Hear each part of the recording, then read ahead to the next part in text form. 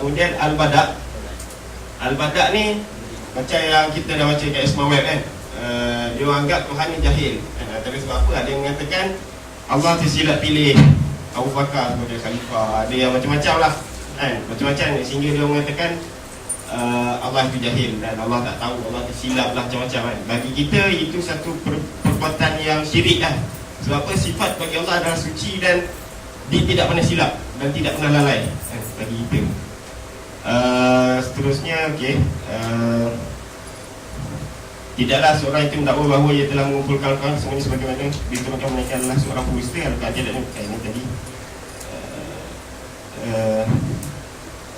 ini tadi maknanya di sini siapa yang cakap Quran tu dah penuh maka ia adalah dusta kan. Maknanya di sini apa? Allah tersilap kan. Maknanya Allah matikan Nabi sebelum Quran lengkap kan. Sebelum agama dia lengkap, Nabi dah mati. Maknanya apa? Allah jahil lah bagi dia orang. Dan seterusnya mut'ah, kahwin kontrak. Dan ini dah berlaku di Malaysia dan di Indonesia siap ada pasang bina lagi macam-macam kan. Siapa nak gadis mut'ah boleh jumpa, dah macam pelacuran lah. Hukum satu perzinaan kalau di sisi kita adalah perzinaan di dalam Islam. Definisi dia merupakan satu bentuk perkahwinan yang tidak memerlukan tanggungjawab, nafkah, pusaka. Maknanya bila kita kahwin tu macam ambil pelacur kan. Kemudian kalau ada anak, kita tak tanggungjawab terhadap anak tu, kita tak perlu sara perempuan tu, dan tiada talak benda semua tak ada, just nafsu semata-mata. Dan Syiah menganggap perempuan yang dikahwini secara mutah hanyalah sebagai barang sewaan. Kita boleh tengok dalam kitab dia, kitab Al-Qulaini. Muhammad bin Muslim daripada Abu Ja'far alaihissalam, Nabi ya. Berkenaan mut'ah katanya mereka itu perempuan bukan dan kalangan 4 isteri kerana mereka tidak diceraikan dan tidak mewarisi. Mereka hanyalah perempuan sewaan. Dia bagi dia orang ada dua lah, satu kahwin daim, satu kahwin mut'ah. Kahwin daim macam kita, kahwin kemudian boleh mewarisi semua, itu kahwin daim bagi dia orang. Dan kahwin daim sama macam kita ada 4. Tapi bagi dia orang mut'ah nak kahwin banyak pun sepati kan. Kemudian kesatuan ketujuh adalah takiyah. Takiyah ni bagi kita kalau kita kata menipu lah kan. Bila kita tanya dia kau Syiah ke, dia akan cakap tak kan. Dia akan cakap aku bukan Syiah, aku Sunni. Tak percaya boleh tanya kan. Anda baru-baru ni pergi yang Sukna, ada seorang nama Ali yang tak tahu dia Syiah ke tak. Anda tanya kau Syiah ke, dia cakap Muslim Alhamdulillah. Dia cakap ada Syiah tu ni, anda tak tahu lah kenapa dia takut dia nak mengaku dia Syiah ke kan. Hukum berbohong dalam Islam. Ajaran ini merupakan ajaran yang sangat penting hingga dikatakan 9/10 daripada agama Syiah adalah takiyah. Dikatakan di sini sembunyikan urusan agama dan jangan nyatakannya kerana semuanya orang yang menyembunyikan agama kami dan tidak menyatakannya akan dimuliakan oleh Allah. Anda tak faham kenapa bila sembunyikan agama akan dimuliakan. Sedangkan kita berbangga kita Islam, kita adalah Islam tu ya'li wa la yu'ala dan sebagainya. Kita katakan cerita kita Islam, tapi dia nak sembunyi-sembunyi kenapa tak tahu kan. Okey, seterusnya kita baca sendiri sebab masa dah cukup kan. Kemudian yang ke-8, pandangan terhadap ahli sunnah jamaah.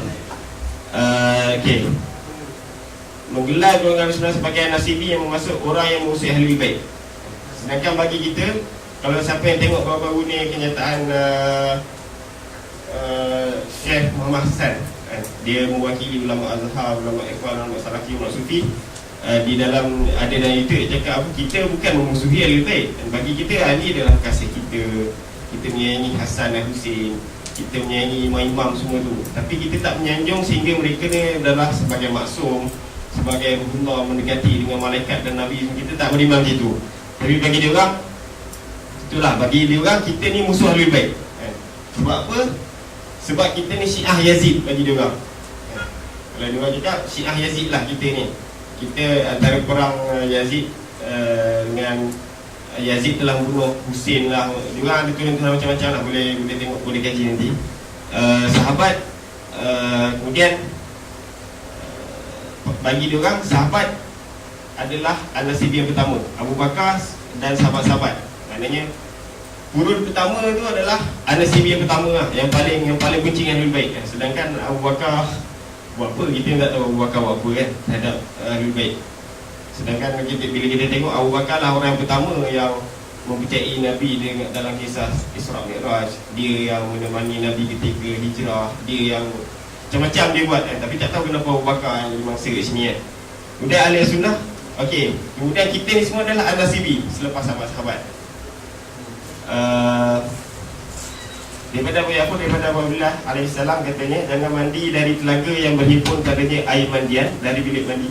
Nah, dia tengok ujung dia cakap apa? An-Nasibi lebih buruk dari anjing, dan sebenarnya orang Nasibi adalah lebih hina di sisi Allah daripada anjing. Kita ni anjing lagi mulia kan? Sedangkan anjing tu tiap-tiap hari anak nak pergi masjid dia kejar kan? Takkanlah anjing lagi mulia daripada anak kan?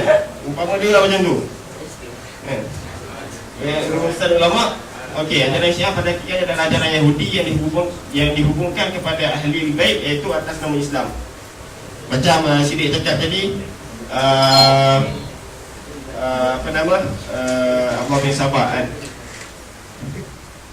sama antara Yahudi dan Syiah. Okey, tengok Yahudi, kekuasaan hanya kepada keluarga Daud alaihissalam, dan Syiah kekuasaan hanya kepada keluarga Ali bin Abi Talib. Kemudian tiada jihad di jalan Allah sehingga keluar Masih Al-Muntazar dan seorang penyeru berseru dari langit. Yahudi. Syiah pula, tiada jihad di jalan Allah sehingga keluar Al-Mahdi dan turun dari langit. Sama macam macam Yahudi. Kemudian melewatkan sembahyang maghrib sehingga bintang bertaburan di langit, dan melewatkan sembahyang maghrib sehingga bintang bertaburan di langit.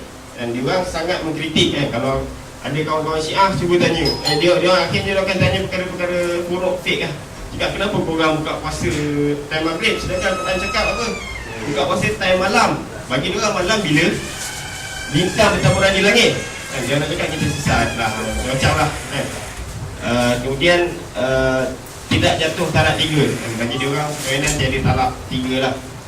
Dan tidak meletakkan sebarang iddah kepada perempuan. Perempuan ditalakkan tiada iddah. Tapi tak silap lah, ini pun ada ikut mazhab kan. Ada mazhab dia ada iddah, ada mazhab dia cakap dia tak ada iddah kan. Macam sikit cakap Syiah ada macam mazhab kan. Kemudian menghalalkan darah setiap Muslim. Muslim yang masukkan adalah Sunni lah. Sebab apa? Sebab kita seperti anjing kan. Anjing boleh bunuh lah. Kemudian menyelewengkan Taurat, dan Syiah pula menyelewengkan Al-Quran. Dan tak ada beza lah Sunni, Syiah dengan Yahudi. Dan mereka membenci Jibril dan berkata dia adalah musuh kami dari kalangan malaikat. Syiah pun begitu, menganggap Jibril tersilap menghantar wahyu kepada, sepatutnya dia hantar wahyu kepada Ali tapi dia hantar wahyu kepada Nabi Muhammad SAW dan kemudian tak makan daging unta, tak makan daging unta, sama tak makan, tak tahu sebab apa, anda tak gaji dia sebab apa dia tak makan daging unta kan. Kemudian okey, apa kelebihan Syiah Rafidah, Syiah daripada Yahudi dan Nasara ni?